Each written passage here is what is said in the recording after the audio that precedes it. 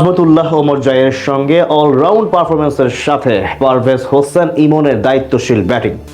ঢাকা ক্যাপিটালসের বিপক্ষে দুই বিভাগে দাপট দেখিয়ে দুর্দান্ত এক জয় তুলে নিল সিলেট টাইটান্স। বিপরীতে আসরের প্রথম পরাজয়ের মুখ দেখল শাকিব খানের ফ্র্যাঞ্চাইজি। শামীম সাব্বিরের প্রচেষ্টাও বাঁচাতে পারেনি তাদের। ঢাকার বিপক্ষে সিলেটের এমন জয় নিয়ে বাকিটা জানবো।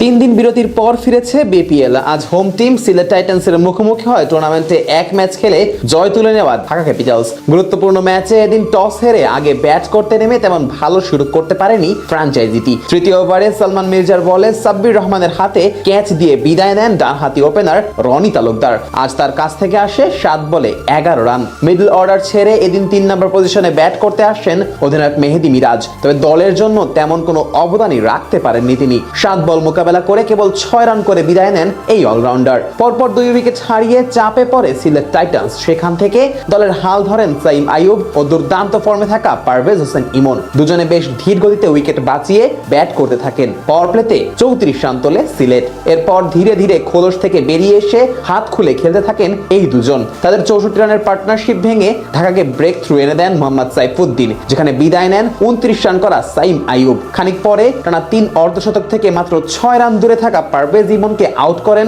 সাইফ হাসান। অন্যদিকে 11 বলে 13 রান করেন আফিফ। এরপর দলীয় স্কোরকে শক্ত অবস্থানে নিয়ে যেতে তাণ্ডব শুরু করেন আজমতুল্লাহ ওমর জয়। একের পর এক নান্দনিক শট খেলে তুলে নেন অর্ধশতক। শেষ পর্যন্ত ওমর জয়ের 24 বলে 50 ও অ্যাথান ব্রুকসের 6 বলে 13 রানে ভর করে 173 রানের পুঁজি পায় সিলেট টাইটান্স।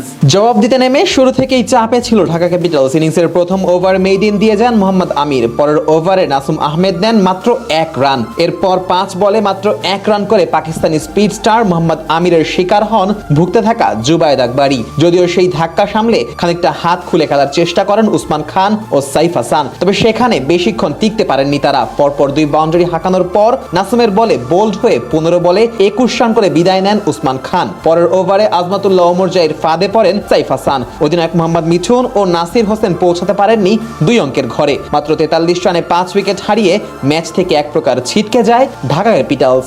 শেষ 10 ওভারে ঢাকা ক্যাপিটালসের দরকার ছিল 114 রান। সেখান থেকে দলের হাল ধরেন সাব্বির রহমান ও শামীম হোসেন পাটোয়ারি। দুজন মিলে চেষ্টা করেন রানের গতি বাড়াতে। 2 ছক্কা হাঁকিয়ে সিলেট শিবিরে খানিকটা ভীতি ছড়ান সাব্বির। তবে 13তম ওভারে নাসুম আহমেদের শিকার বনে 23 রান করেই তিনি বিদায় নিলে পুনরায় বিপদে পড়ে ঢাকা ক্যাপিটালস। এরপর শামীম একা চেষ্টা করলেও তেমন ভাবে সফল হতে পারেনি। অর্থাৎ শেষ পর্যন্ত পরাজয় বরণ করতে হয় ফ্র্যাঞ্চাইজিটিকে। বিপরীতে ঘরের মাঠে টানা 2 ম্যাচে জয় তুলে নিল সিলেট টাইটান্স।